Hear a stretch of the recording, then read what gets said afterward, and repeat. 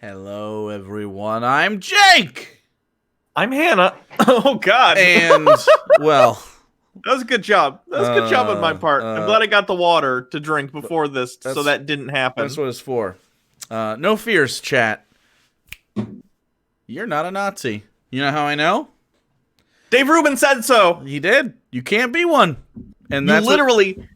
In fact, I need to put this out there. If you are literally like a skinhead neo-Nazi, yeah, you're not magically, I have a cure for you. If you go and read this book, you won't be. You won't be because Dave, as he is always right, says specifically in the first part, quote, "Congratulations, I have fantastic news. You're not a Nazi." You may be wondering how I know this, considering we've never met, but trust me, I know what's vital moving forward is you know this too. So literally, by definition, even if you are a Nazi, if you read this book, you're not. So you're not. That's his thing. So that's what we're gonna do today. And probably the next episode as well that you're gonna see is Dave Rubin talking about how you're not a Nazi and how Nazis are actually the other guys or whatever. So I'd like to say first off, I don't think Dave Rubin's a Nazi. No, I don't either. Right, but I do think he's like... He's a pit stop on your way down the alt-right. He's someone that, like, if you end up being a Nazi, you don't really like him because he's gay. But he's useful because he platforms people that you like, right? Sure. So, it's kind of like Milo Yiannopoulos, right? Milo Yiannopoulos, grifter, definitely made money doing this and helping alt-right individuals like Richard Spencer for a very long time until it became politically expedient for them to part ways, let's say, in terms of Milo, and I will say, obviously, sullying his own image even to people on the right. Milo's shtick is more of I'm a spectacle, and Dave Rubin is more of like, I'm a journalist, and both are equally ridiculous, but for different reasons. So, I don't know who calls Dave Rubin a Nazi. Maybe this is like performative woke liberals that do that, actually. Like, because I don't know that... He has like some libertarian leanings. He doesn't have any like far right leanings. Although, like, I mean, there's lots of people that are just like, if you're anti-feminist, you get called Nazis sometimes. So, but it hasn't happened for like forever. Like, no. Like at this point, it seems like pretty refined. We've come to understand what Nazi means, and it means a specific thing. It means you're a white nationalist or a Christian nationalist. You have authoritarian leanings. You don't necessarily. It's a catch-all for fascism, like American fascism at this point.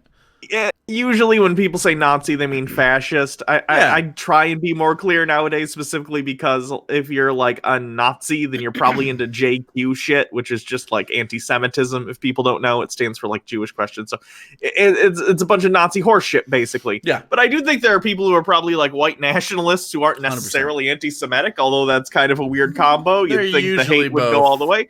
But regardless, usually when we're talking about someone as like a Nazi, what people typically mean is like fascist. They should probably say fascist because there is a distinction between the specific brand of fascism that was Nazism and just fascism in general. It's good to be as clear as you could possibly be. I also don't consider Dave Rubin a fascist, for the record.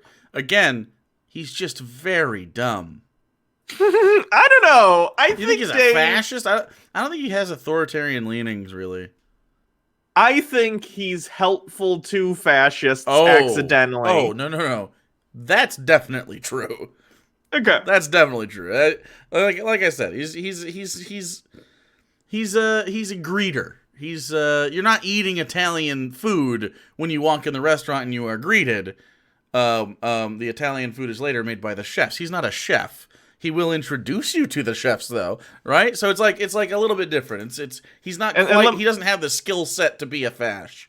Just for an example of what I'm talking about, like Dave Rubin, on YouTube right now, talking about campaign. For those of you who don't know, right now this is being filmed in the midst of, hey, Joe Biden won the election, but Donald Trump is refusing to concede. Oh yeah, so I Dave forgot Rubin, that's going to be like a history thing that people will look back on. Yeah. Dave Rubin is one of these media people on the right who's definitely sort of, and he's fine. He's not even like saying he's a classical liberal anymore, guys. He will say that, but then he'll say like, I'm a conservative. He's come out as a conservative at this point. He disagrees with his own book. He's a right winger who is not only advocating for Trump, but saying that basically, hey, these baseless accusations of fraud, I'm going to back those up, or at the very least, give more screen time to them than they are warranted based on the lack of evidence at hand. Like, if Dave Rubin is not someone who understands what he's doing, at the very least, he's simping for fascism for funsies or for clicks, right? Yeah. He recognizes that he's getting clicks by playing into this like Trump delusion that, oh my God, you know, Hugo Chavez, who's been dead for 7 years, is fixing the vote with Joe Biden. That shit's fucking wild.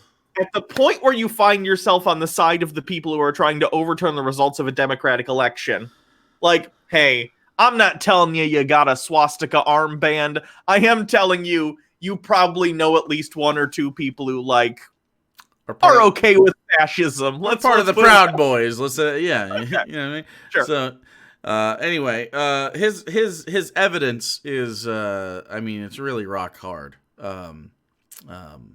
That sounded sexual. It is ironclad evidence he has that you're not a Nazi if you're reading this book. So let's go ahead and dissect his exhibit. So Exhibit A. I'm guessing, and these are Dave Rubin's words. I'm guessing you're no fan of socialism. So he knows, he's just guessing though. You're no fan of socialism. I'm reading this book, Dave. It's fine, whatever. Okay, I'm not a Nazi. You know, you pegged me wrong. I'm guessing you're no fan of socialism, which was a founding principle of the Nazi movement. The name Nazi is an acronym for the National Socialist German Workers' Party, which most of today's Democrat socialists conveniently forget. Actually, that's an understatement. These people don't just overlook the truth, they've totally rewritten history on the matter. These days, Nazism gets associated with conservatism at the drop of a hat, but historically it stems from the left. Adolf Hitler, an art-loving vegetarian, meaning your left, who seized power by wooing voters away from Germany's social democrat and communist parties. Italy's Benito Mussolini, I'm at the end, raised on Karl Marx's Das Kapital before starting his career as a left-wing journalist and later implementing a deadly fascist regime. I have an entire bullet-pointed rant that I would like to do. However, I want Hannah to go first because I will be stealing so much thunder here. Okay. This is going to be the obvious one that everyone pulls out for this, but I think it stands. Okay, just because Nazi stands for National Socialist doesn't mean that's what they ended up being. Just like the People's Democratic Republic of North Korea, it kind of a misnomer, okay? The Night of Long Knives was a thing. Maybe give that a Google.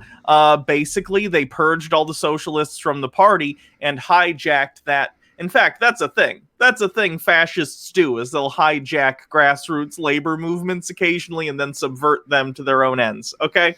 Just want to put that out there. I'm very frustrated that Dave Rubin is pretending that Hitler was this lefty left, and he's not. He was not that. He wasn't. And Hitler was only a vegetarian the last year or two of his life. Not that it matters anyway, because vegetarianism doesn't inherently mean you're like on the left.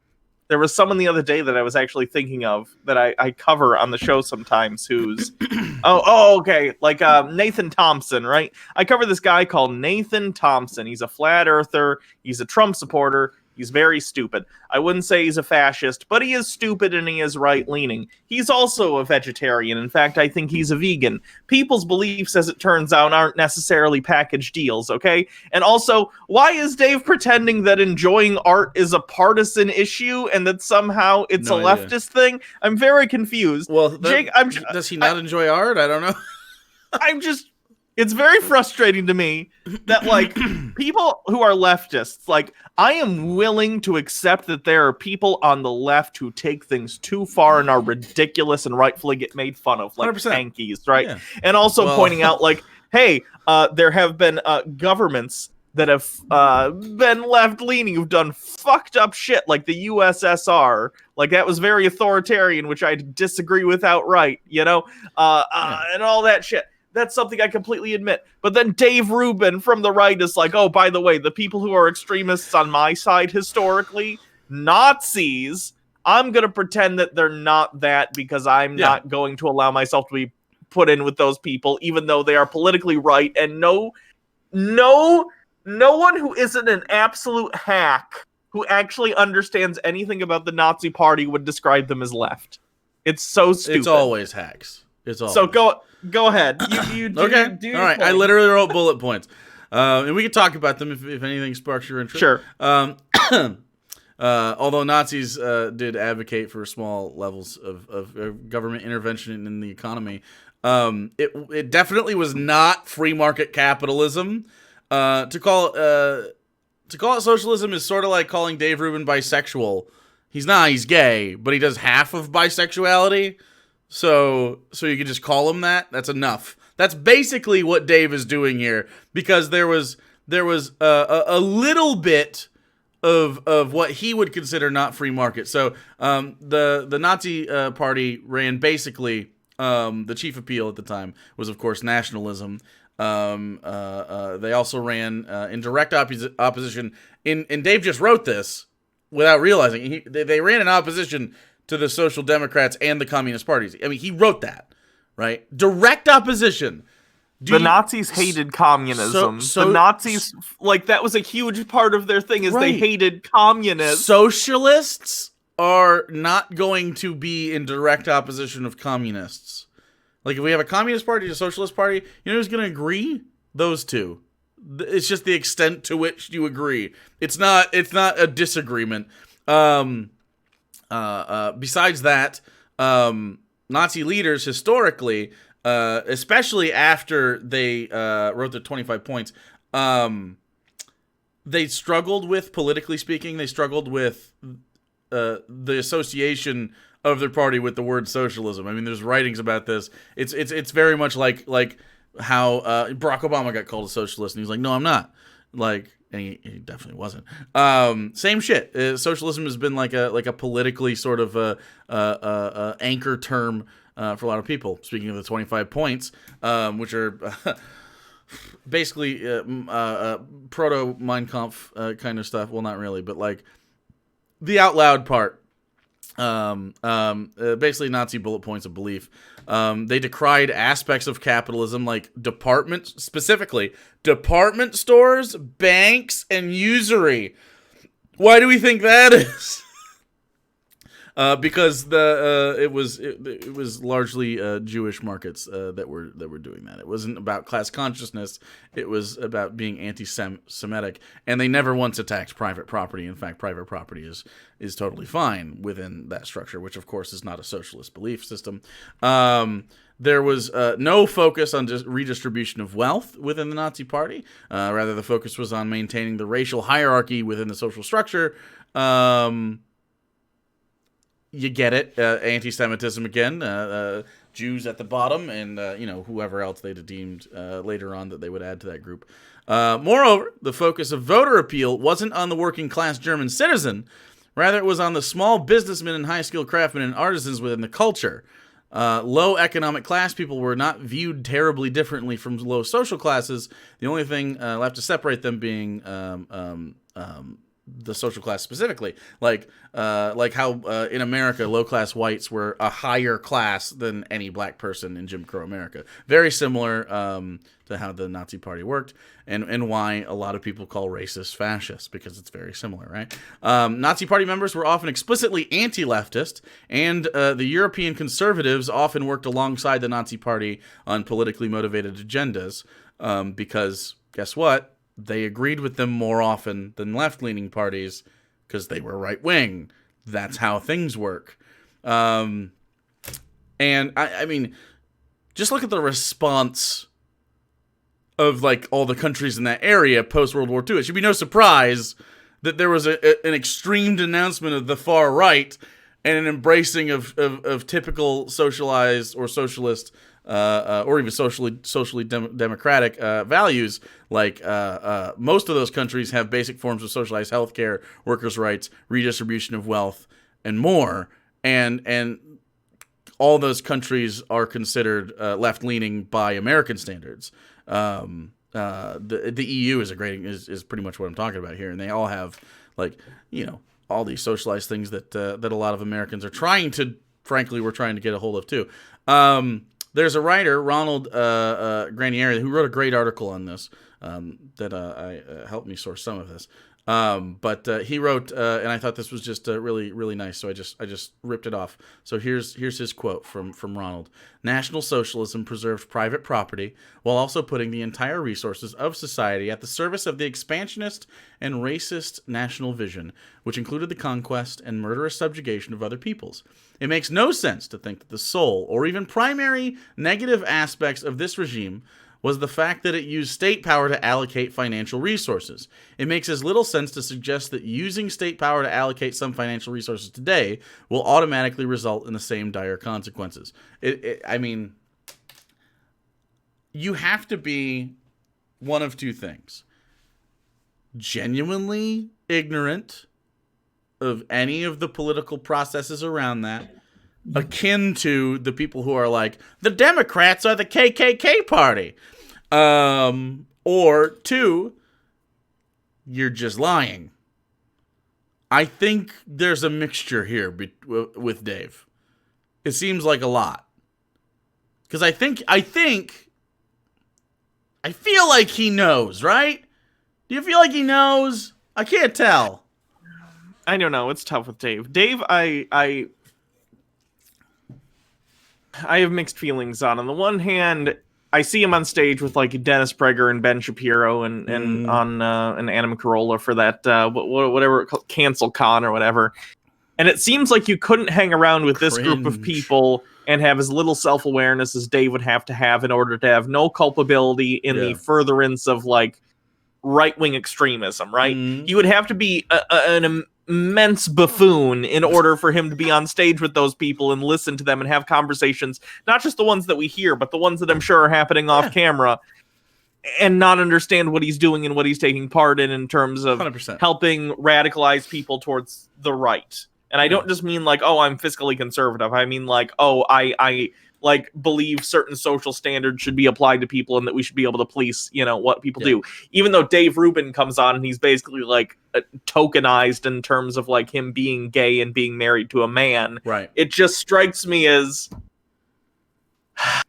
I don't know. I don't understand how Dave Rubin can stand on stage with Ben Shapiro, a man who doesn't believe his marriage should be considered legitimate, and said as much and to be okay Dave's with face. himself. I don't understand. I don't get it. He has to know what he's doing.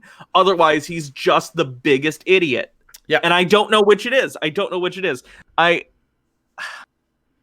He's either so bereft of any sort of moral agency that he's willing to go along with these things that will not only hurt himself, but people who struggle worse than him because they aren't as lucky in terms of money. Dave Rubin has no shortage of money, and being wealthy insulates you from consequence, especially consequences of like, you're disadvantaged because you're gay or because you're trans or whatever you happen to be. Well, if you have money, it's not an issue because you're not worried about where you're getting your next meal, so you don't have to worry about, employment and healthcare and all these things that are often related to problems facing minority groups, whether racial or otherwise. So like, either he just doesn't care about people who face similar problems to him, but, he doesn't face them because he's rich, or he's genuinely blind to what he is exacerbating, and he's just the biggest fucking idiot. And I don't know. I don't know what it is.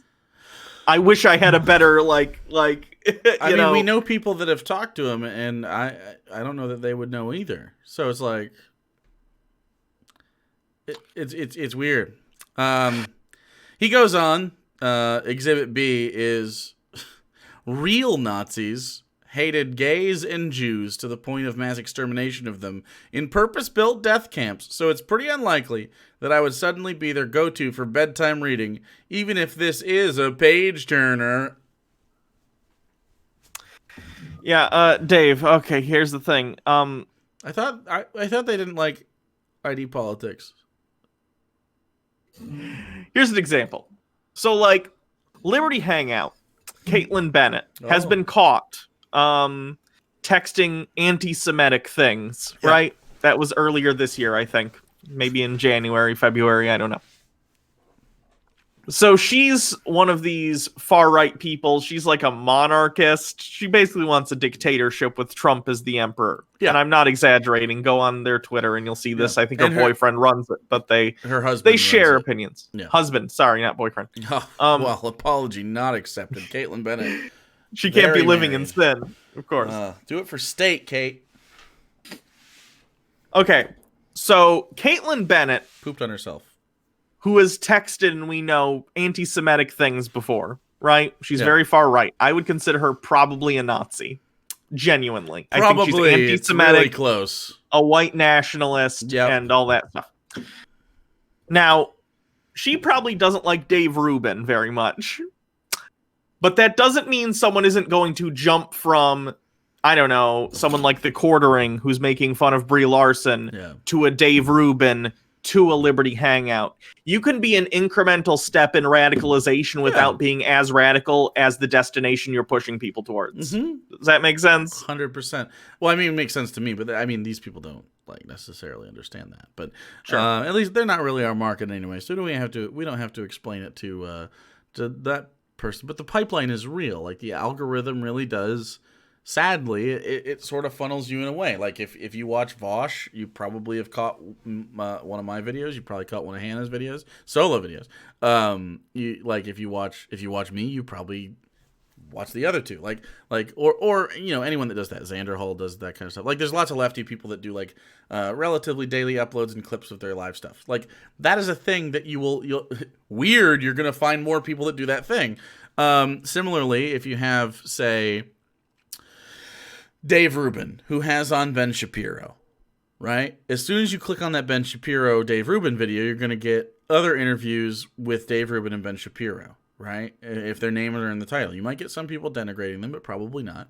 What you're probably going to get is more is Daily Wire content, or you're going to get like Joe Rogan stuff, like when Dave Rubin or one of them go on there, you're going to get Joe Rogan content. If you get Joe Rogan content, now you're going to get Alex Jones content. If you get Alex Jones content, you're going to, I mean, it's a pipeline, and that's just how it works. And I'm not necessarily saying it's nefarious on behalf of like YouTube's or wherever you get that information from, probably YouTube. But like it makes perfect logical sense that you'd watch that video, watch the next one, and eventually, if you're, maybe you're already a little right-leaning, so you tend to agree with someone like Ben Shapiro on the surface level. Maybe you have like small disagreements at first, but you're not getting the arguments against necessarily. It's getting a little bit better, but again, you have to have that sort of like if you're clicking on a right-wing video, you got to be clicking on a left-wing video too, or otherwise it's going to start slanting one way or the other based on the algorithm. There's a whole website actually that lets you take a look. I forget what the name of the website's called, but basically it lets you look at what would your front page of YouTube look like if you look at primarily right-wing videos, left-wing videos. There's some other categories as well, but it's pretty interesting. I think what was his name? Is it Dan Olson? I want to say did a really good documentary on this too. Dan's called Finding Flat Earth, I want to say, where he talked about how conspiracy videos, sort of general ones like, the moon landing is fake, or the Loch Ness Monster is real, and the algorithm sort of led people down a path to more and more fringe conspiracies till they got to like Flat Earth, and from Flat Earth, how some of them went on to QAnon, which is dangerous and radicalizing people to potentially commit violence. It's very interesting. Go check that out. I mean, there's no question that like that could lead you to like JQ stuff and QAnon and all that stuff. Yeah. So, I don't mean to. I'm not trying to plug here, but genuinely, like, for those who don't know, on Twitch, I do Tinfoil Tuesday, where I every week I cover different conspiracy theories. Sometimes there's themes, whatever. And honestly, as you look at sort of the map of conspiracy theories and how they connect to one another, and you sort of back up and look at them, it is wild how something that initially seems innocuous, like someone who believes in like the Mandela effect, or believes like in Bigfoot, how that can somehow lead to them genuinely believing just atrocious nonsense. There's a guy I watch regularly, Hans Wormhat. He's one of the most conspiratorial people I think I've ever seen. He doesn't believe like koala bears are real and stuff. Like he's pretty out there. But also, like, even though he's not a malicious person, I don't think he's malicious. Like, his conspiratorial mindset and this magical thinking that he's like programmed himself to exhibit over time and time again, because like conspiracies and stuff like this, which the right has basically embraced at this point when we're looking at like Trump's attempts at re-election, even though he lost. It's like a dopamine carousel. You're just constantly going down the line looking, what's the next conspiracy that's going to make me feel good for believing it because I'll feel special, right? So it starts pretty innocuous, but then, you get to stuff where like Hans Wormhat's out here saying he doesn't think chattel slavery in the United States existed because it's just another conspiracy theory that's gotten bigger and bigger and bigger. And you just start to believe complete nonsense. You start to believe in like the anti-Semitic bullshit. You start to believe in like race realism, which is basically just another conspiracy theory. Like it's all connected. This sort of magical thinking taints everything.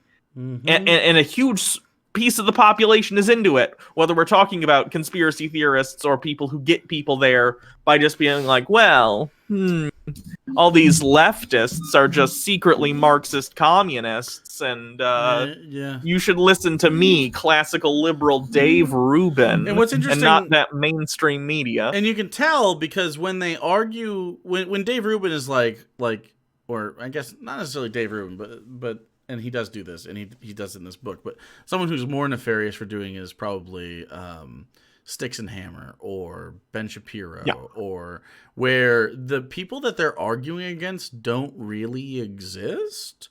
They're all strong. Like when you talk like, oh, the leftists believe this, and then you ask Tim Pool's bad at this too. Yeah, Tim Pool's a huge grifter. And then you might be sitting there and going like, well, that's not what I believe at all. And then if you're a center right leaning person, you're not necessarily in these groups. You go, well, I guess that's what they believe because he just told me he did. And then so is Ben Shapiro saying this, and so is everybody else saying this. But like I don't want to take your guns, for instance. Like that kind of myth. That's a small one, but like that pisses off people on the right. And it's like I've never advocated for getting rid of every single gun, literally never. And it comes up constantly. Like if I debate anybody or if I just have a conversation with a right winger, they're like, "You want to take guns?" It's like, "No, I don't." Were you? No leftist. Trust me. No leftist wants you to take guns and get rid of them. They understand that there is a power disparity between themselves and like the police, and they would like to even that out if they can help it. Like, so I don't know. But beyond that, we go on to Exhibit C. This is the worst exhibit. This one annoys me. Can I read this one? You absolutely can read this one. You've just paid about $20 to learn my take on classical liberalism and ideology. Wait. But did we? Don't worry about it. Okay. An ideology that, if fashionable back in the 1930s Germany, might have stopped the Third Reich before it even started. See, classical liberals oppose judging people based on ethnicity or religion. They only judge the individual. Dave Rubin claiming that he could have stopped the Holocaust is one of my least favorite things I've read in a while. Dave Rubin, Jewish superhero. Come on, man. Come on. We've only judged the individual. Well, what if... I mean, they thought they were. They're like, each individual Jew is trash. That's what they thought. Honestly, if Dave Rubin was alive in the 30s, he would have had a radio show and he would have invited Himmler on and he would have been like, oh, this is interesting. I just want to hear what he has to say. And fucking backed by Rockefeller money. I just don't. That's just so stupid. I don't really need to. If you pay for this, right? And so you're automatically a classical liberal. It couldn't possibly be a hate thing. I couldn't possibly want to read this book because I disagree with you and want to see if we further disagree. It's only if you agree. This kind of gets into the mindset of Dave Rubin. He's very much in an echo chamber, and I know he is because he's not being told not to do the stupid things he does. Therefore, any modern day Nazi worth his salt would be burning this book, not thumbing through it. But if you burn the book, use hashtag don't burn. But no one's burning his book. He wants someone to burn it so bad, Yeah, so and he can be like, look at all these lefties that burn the book. Someone probably has at this point. Let me go look. Actually, I'll go look. I'm sure it's happened, and they thought they were being funny. Like, definitely. Let me take a look. But really, I think we should put this book out of its misery in a totally different way. I don't know. It's a digital copy that we have, so it doesn't really matter. I could print out a page and drown it. Let's see. Hashtag don't burn this book. Nope, it's all just conservatives holding the book. Oh. Here's a picture of... I'm not showing this, obviously, but there's a picture of someone's kid with an autograph. You know how if you get an autograph for a book, sometimes they'll come on like stickers that you can stick in the kid? book? It's a baby. Why would the baby need a Dave Rubin book? I don't know. They just want to show their baby. Oh, okay. So yeah, all the hashtag don't burn this book people are just literally people shilling for the book, which is fine. They're allowed to do that. But I'm not seeing anyone burn it. Dave Rubin thought he was so clever. He's like, they're going to burn it? No. There's a gif of actual Nazis burning books. There we go. The funny thing is, I don't think Nazis, even neo-Nazis today, would want to burn Dave's book. They're probably burning books on, like, socialism or, I don't know, gender studies. That seems like a Nazi book what's burning. That one? The white guilt or whatever? I don't know. So you had your least favorite thing he's ever written. Do you want to know mine? Sure. It's about to come up. It's right here. Relax. You're not a Nazi. Oh, and you're not literally Hitler. Because he's dead, period. Mazel tov!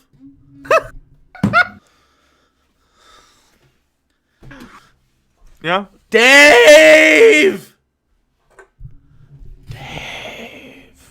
I hate you. I hate that. That is... Mazel tov! Fucking Dave, man. This fucking guy. I can't deal with it. This might seem like a strange way to start a chapter, and I'd be inclined to agree, but it's worth driving home in today's nutty political climate. You know what's nutty about the political climate? There's a bunch of people, left of center, that are like, hey, isn't racism fucked up? And then everybody else is like, not really. And then some people are like, I actually think racism is ideal. And you're in the meh group, Dave. You're enabling the other people. Why would you do that? That's literally like the big rub right now is like Black Lives Matter, police brutality, lack of health care, and terrible COVID response, right? Like that's like the political climate. And I know he wrote this a little bit before the COVID thing, but like why aren't they listening to anybody's like actual problem? Like, the problem is obviously, hey, I don't like how you're doing stuff, Donald Trump. Not Donald Trump won. And, like, this isn't me lamenting Hillary Clinton lost, right? They're like, hung up on that. Like, Hillary Clinton was, like, some sort of paragon of leftist ideals or some shit. Like, nobody's upset, necessarily, that Hillary Clinton lost. Like, I halfway won. It's just that the other person that had to win the presidency was worse. Yeah. I don't understand where they're trying to come from here. I just don't get it. I understand not wanting to be called a Nazi if you're not like an anti-Semitic race, like ethno-nationalist person. Sure. But no one, absolutely no one who is engaging with and like enabling in the media, and I'm talking about independent media here because even Fox News is called bullshit on this stuff. Anyone in the media like Dave Rubin who is trying to enable the Trump temper tantrum where they're like, oh my God, there's fraud. You don't ever get mad at someone calling you a fascist again. Right. You just don't. You don't get to advocate for like, oh, I don't know.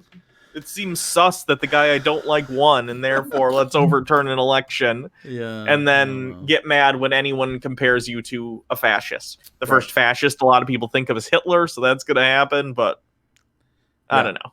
He then goes on to call leftist belief dogmatic, narrow, morally righteous, and basically just gaslighty in general, which is interesting. The only one I tend to agree with really would be morally righteous, but not in an indignant way. I think a lot of leftists are really like genuinely making ethical arguments where they're just like, hey, it's not very ethical to do X, Y, or Z. As far as dogmatic, implying there's like this religious doctrine involved, there isn't. There's none of that. As leftists, as lefties, there's not like a thing we adhere to. It's just like, what sounds ethical? What sounds like, and for me, I like to take the slant of freedom because it makes even more sense to liberals, and that's maybe some of your neoconservatives, but not your far righties. But they don't want freedom; they're authoritarian. But like if you talk to an American person and you go, "Hey, do you like freedom?" They're gonna probably say yes because they're brainwashed, but also because.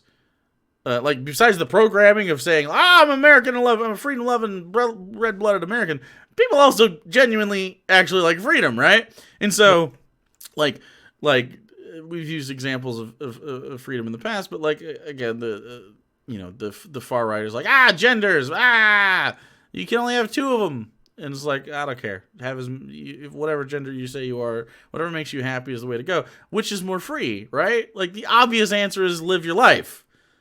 Live your life however you fucking you want, and I'll respond to you however you like, and you just live a happy life, and that's all I care about. I don't need, like, there's this weird disconnect between that kind of stuff, and that's what it is. It's like Dave Rubin thinks like it's about, he says small government.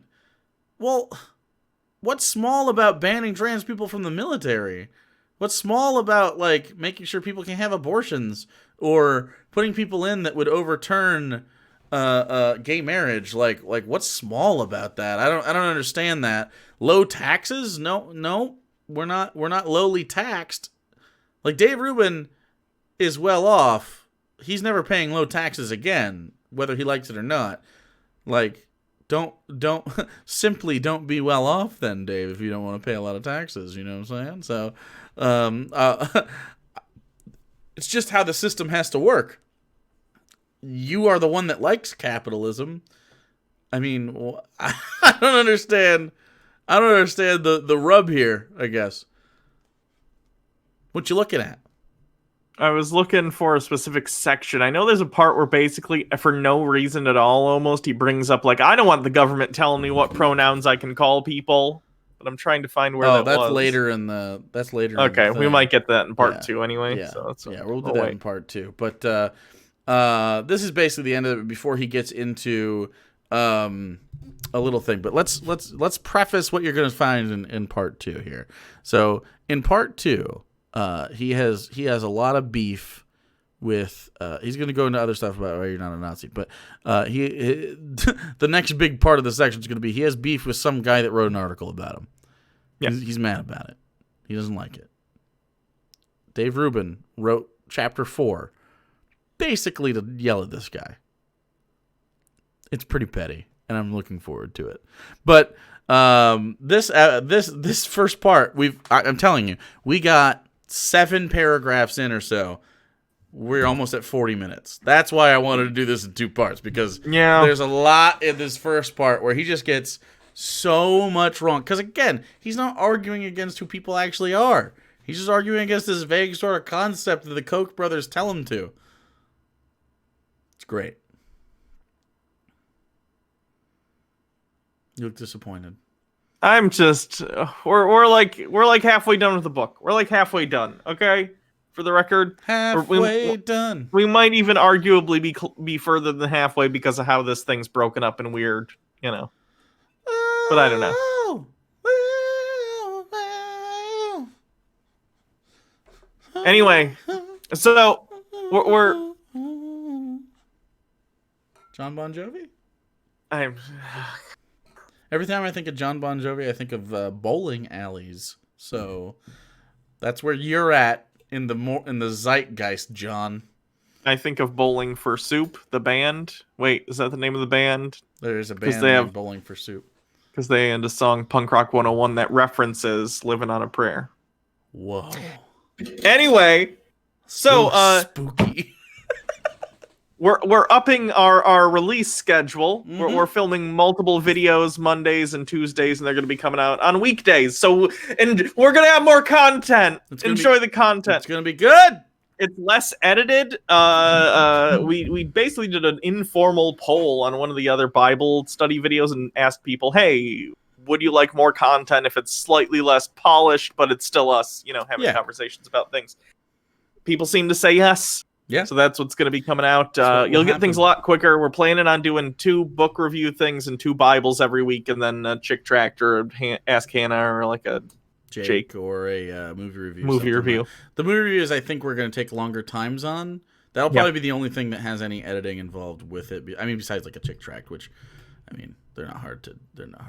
But so we'll be doing a lot more content, which is fun. I like it. I think that's ideal, not only because it's our job to do, and COVID really threw a wrench in all our plans, but we get to hang out more often, which is nice. So and also we're doing Friendsgiving soon, which you people will not be a part of, but I'm very excited for it. Woot. We haven't been able to do things, but now that Alex works at home, everybody can get together. We can. I say everybody. 6 people can get together, and we could be safe, and we could enjoy some food together, and then we can part ways for a couple weeks and make sure everyone's okay, and then we can come back, and it should be nice. Should be nice. By the way, thanks to our Lord and Savior Donald Trump, there are and Project Warp Speed, which absolutely, definitely, 100% had totally things to do with the advances of medical science. We have some prospective not cures, but treatments for COVID and vaccines for COVID that are looking pretty promising. So that could be fun. That could be ideal. Looking forward to that. We got a lot of projects we're doing otherwise off of this channel. Both of us have solo channels, which will have videos and our channels linked at the end of this, so make sure to check those out. We're doing the Lord's work. Hannah has a variety of things. Every day has sort of its own theme, and it's a lot of fun. And then I sort of do. I take the night shift. I start at 8 p.m. You start at sort of 4 or 5. Right? 4 usually, 4:30. Yeah, so we both go about roughly between 4 and 5 hours, depending on the day. And we mostly do every day. I do Tuesdays, Thursdays, Fridays, Saturdays, and then Sunday mornings. And you do Monday through Friday? You take one of these days off. I forget which day. You take D&D day off, right? Lately, I've been taking... No, I usually work on Wednesdays. I just stop right before D&D. I usually take like Fridays and Sundays lately, because Fridays are my electrolysis treatments to remove facial hair, because I got to drive an hour away for that. Looking smooth, by the way. Oh, thank you. It hurts a lot. It hurts a fucking lot. And they put a needle in each hair follicle. So imagine every hair on your face, and they stick a needle, and then they electrocute it. Yeah. And then they pull it out, and it hurts, but I'm glad I'm doing it. Yeah, that's good. So yeah, I do most days other than like Friday, Sunday. And then Sunday morning I do a podcast with a friend of the show, Arian Foster / Bobby Fino, who is a good friend of mine. We play D&D on Sundays, and he's a rapper, former NFL fella. And that's a lot of fun. That doesn't really pay the bills. That's just like a passion project. But yeah, we have a lot of content over there. I mean, just so much. I mostly dabble in politics, like every day. Hannah delves into the weird and wacky pretty often. So whatever is your flavor, if both of your flavor, that's great. But if whatever, just I would test it out. You're missing out on some good content, and also a lot of it's available on YouTube. If you're like, I don't want to go to Twitch, you should come to Twitch. But it's very good. So you're gonna have a lot of fucking content coming out. 2021 is going to be inundated. You're going to get absolutely sick and tired of all the good stuff that's happening. You're going to be tired of winning, okay? So, I'm just excited we just get to complain about Biden for 4 years. That'll be fun. It's so much nicer. Oh, so looking forward to it. January 20th, the fight against the libs begins. Well, it continues, but really it's like the next movie. So this is like the Return of the Jedi. They're still bad guys. They're just cute little bears, I guess. Those are the good guys in that, but really they're the bad guys. They're cannibals. So, I guess it's not really cannibals, is it? They're totally different species. They're eating humans. So, we love your faces. Check the things out. Watch more Dave Rubin. Next up, we have the second episode of Don't Worry, You're Not a Nazi. Can I point out, if you're worried that you're a Nazi, you're that. If you're regularly getting called a Nazi, probably don't just ignore it. You're that. And maybe actually look at what the Nazis believed and what you're being called a Nazi for and see if you're a Nazi. And it's curable, but anyway. All right. Last word of wisdom. Go. Wise word. Make sure if you're eating fish, you gotta debone that real good. Debone it. Truer words have never been spoken.